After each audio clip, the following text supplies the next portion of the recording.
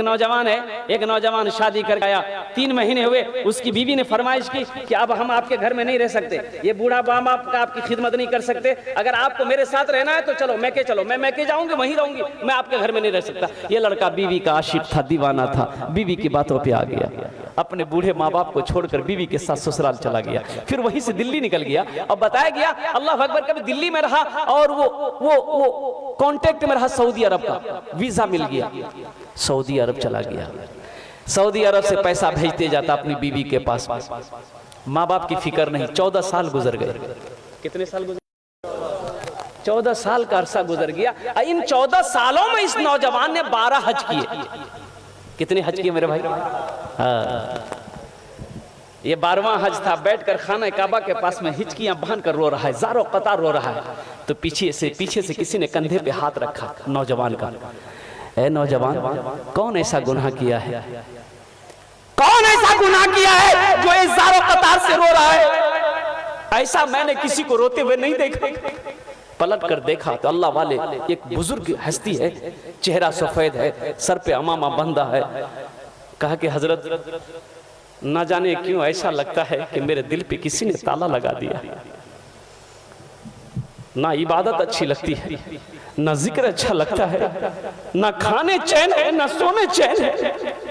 हजरत ये मेरा 12वां हज है, 12वां हज है मेरा, लेकिन ऐसा लग रहा है कि दिल में किसी ने ताला लगा दिया। तो अल्लाह वाले ने कहा कि लगता है तुमने किसी का दिल दुखाया है। हाँ, अरे सुभान अल्लाह, बोलो माशाअल्लाह, सुभान अल्लाह। लगता है तुमने किसी का दिल दुखाया है। तुम्हारी माँ है? माँ है, माँ है। बोला हाँ। बाप है? बोला हाँ। बोले कहाँ है? बोला पता नहीं। बोला पता नहीं, 14 साल हो गए मैंने माँ के चेहरे को नहीं देखा, बाप के चेहरे को नहीं देखा। पता नहीं मेरी माँ कैसे होगी, मेरा बाप कैसे होगा। तो अल्लाह वाले ने कहा कि फिर ये खाने काबा में बैठकर क्या कर रहा है? क्या कर रहा है? उठ जा, जा भाग, अपनी माँ रूठे हुए माँ बाप से माफी मांग ले। अगर उन्होंने माफ कर दिया तो अल्लाह तेरे दिल के ताले को खोल देगा। सुभान अल्लाह, सुभान अल्लाह। खाने काबा में बैठकर क्या कर रहा है? जा, खाने काबा में बैठकर क्या कर रहा है? जा। ये नौजवान उठा, रोता हुआ उठा, अपना डेरा आया, रूम के अंदर में आया है और कुर्बान जाओ टिकट बनाने में लग गया। फ्लाइट पकड़ा, हिंदुस्तान की सरजमीन पर अपना कदम रखा। अल्लाह अकबर कबीरा। और गाड़ी ली, एयरपोर्ट से गाड़ी लिया, सीधे अपने गांव के लिए रवाना हुआ। लेकिन कुर्बान जाओ, और देखा कि गांव में बहुत सारी बिल्डिंगें बन गई है। 14 साल का अरसा गुजर गया, उसका घर की जगह पता नहीं। एक बूढ़े मियाँ घास काट रहे थे बेटे। इस नौजवान ने कहा कि थोड़ा पूछ लूं अब्बा के बारे में, मम्मी के बारे में। तो उनसे पूछा कि चचा, ये अपना बाप का नाम लेके पूछा कि अब्दुल्ला साहब का घर कौन सा है? तो बूढ़े मियाँ ने नीचे से ऊपर तक देखा उस नौजवान को, कहा कि कौन अब्दुल्ला मियाँ? वो बेचारे तब इस दुनिया में नहीं रहे।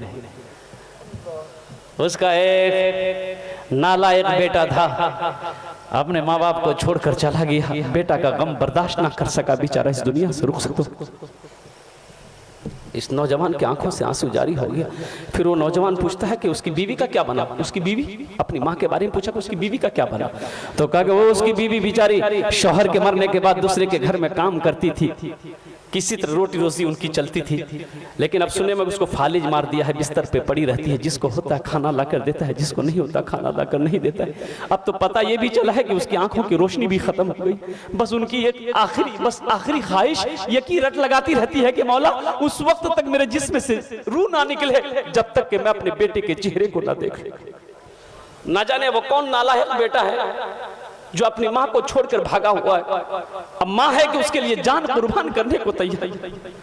ये नौजवान ज़ारो कतार रोने लगा।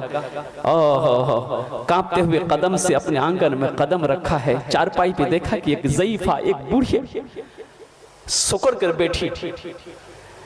कदमों की आहट को सुनकर बुढ़िया ने आवाज लगाई, कौन है, कौन है? तो लरसते हुए आवाज में, कांपते हुए आवाज में इस नौजवान ने कहा कि माँ, तेरा गुनहगार बेटा तेरे सामने खड़ा। माँ कहती है कि बेटा मेरे करीब आ जाओ, मेरे जिस्म में रूह इसलिए अटकी हुई थी, मेरे करीब आ जा मेरा लाल, मेरी आंखों में रोशनी तो नहीं चाहिए जो तेरे चेहरे को देख सकूं, अपना चेहरा मेरे करीब कर दे ताकि हाथ फेर लूं चेहरे पे, ताकि मेरे कलेजे को ठंडक मिल जाए। हाँ, पीते पीते दूध कभी चल में जब छुप जाते थे,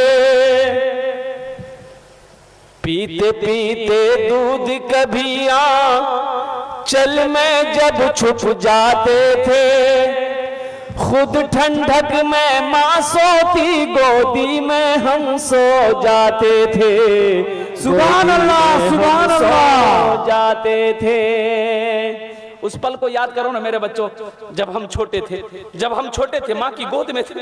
ये हमारी माँ बैठी, बहनें बैठी, आज इनसे पूछो कुर्बान जाओ, बच्चे पखाना कर देता गोद में, माँ को नफरत नहीं होती, माँ नफरत नहीं करती औलाद से, अपने हाथों से उस गंदगी को साफ करती है, उस गंदगी को धोती है। और कुर्बान जाओ, बच्चे की तबीयत खराब हो जाए, माँ की आंखों से नींद खत्म हो जाती है, जब तक बच्चा सो ना जाए माँ को नींद नहीं आती।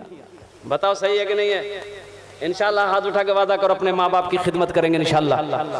जलसा सजाने वालों, मेरे नौजवानों बच्चों सुनो, अगर ये जितने बैठे हैं ना यहाँ पर, जितने बैठे हो, अगर एक ने भी अगर अमल कर लिया इंशाल्लाह, एक ने भी अगर अमल कर लिया तो कसम खुदा की जलसा सजाने वाले का जलसा सजाना मकबूल हो जाएगा, आने वालों का आना मकबूल हो जाएगा, मुकर्रिर का तकरीर करना मकबूल हो जाएगा।